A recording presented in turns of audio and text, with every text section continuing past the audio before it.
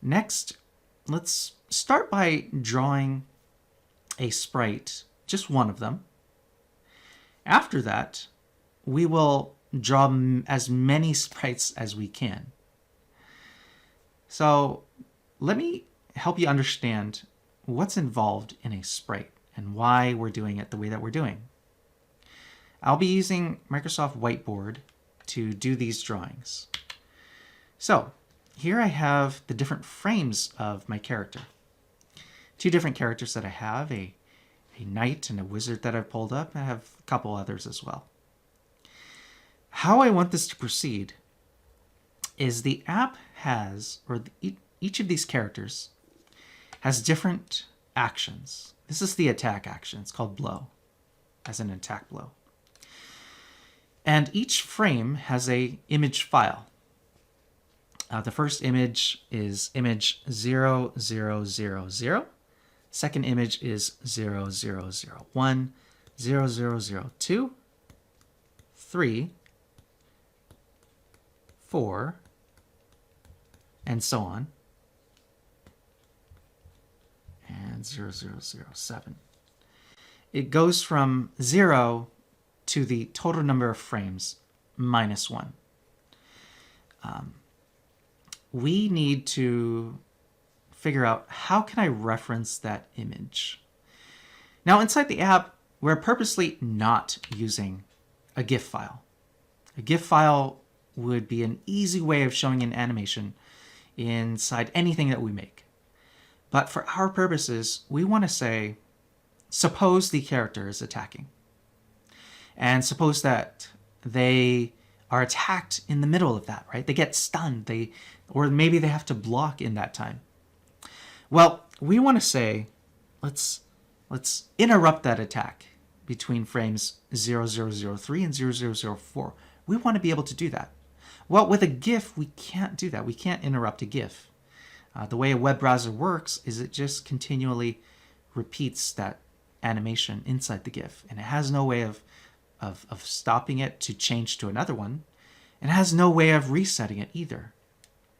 So we have to draw each of these images one by one inside Power Apps.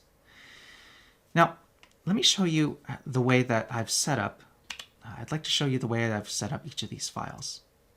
And I'm going to be pulling up a folder of all of the different images that are available inside each of these drawings. So I have pulled up. Let's go to the wizard here.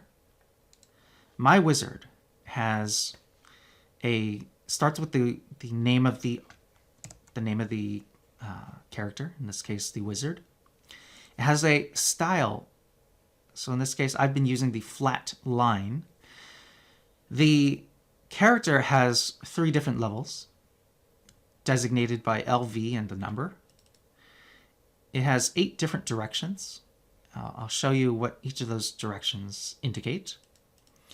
Within each direction, there's the different types of attacks that are available, 9 different kinds of attacks. For any given attack, let's say the attack, the blow attack, there are each of those files, and they're PNG files. So we want to, when I download this art, it already has this naming convention. So all I have to do is just upload it into my blob storage where I can reference it inside my apps. So I'm going to copy that kind of naming structure and build it inside my app. So let's go ahead and do that. Hopping back over to my whiteboard, let me show you my planning. I'm going to write some text here. Here's how I want to do my naming. I'm going to have my blob, whatever URL that is. Now my blob has a folder called assets. It has a folder called sprites. So I have many different kinds of assets. I have my character. the art, and the level, direction, the kind of attack, and the file name. I'm going to recreate this inside Power Apps by concatenating the different parts and then drawing it out.